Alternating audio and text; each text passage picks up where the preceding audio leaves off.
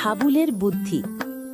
হাবুল ছিল গ্রামের সবার প্রিয় ছেলে, তবে একটু দুষ্টুমি আর অদ্ভুত বুদ্ধির জন্য সে আরও বিখ্যাত।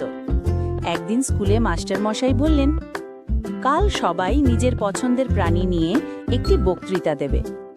হাবুল ভাবল, বড় বড় প্রাণী নিয়ে সবাই বলবে, আমি এমন কিছু বলবো যাতে সবাই হাসে।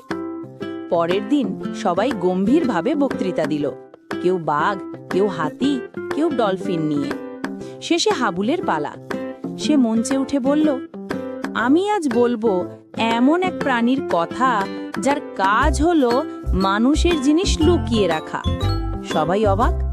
মাস্টারমশাই বললেন, প্রাণীটা কে? হাবুল গম্ভীর মুখে বলল, ওটার নাম হলো কোথায় গেল জানে না প্রাণী। ক্লাস হো হো করে হেসে উঠল। মাস্টারমশাই বললেন, ওটা আবার কেমন প্রাণী? হাবুল বলল, প্রতিদিন আমার মায়ের কথা শুনি, হাবুল তোমার কলমটা কোথায় গেল জানো?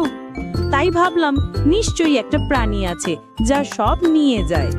মাস্টারমশাই হাসতে হাসতে বললেন, ঠিক আছে হাবুল, আজকের সবচেয়ে মজার বক্তৃতা তোমারটাই।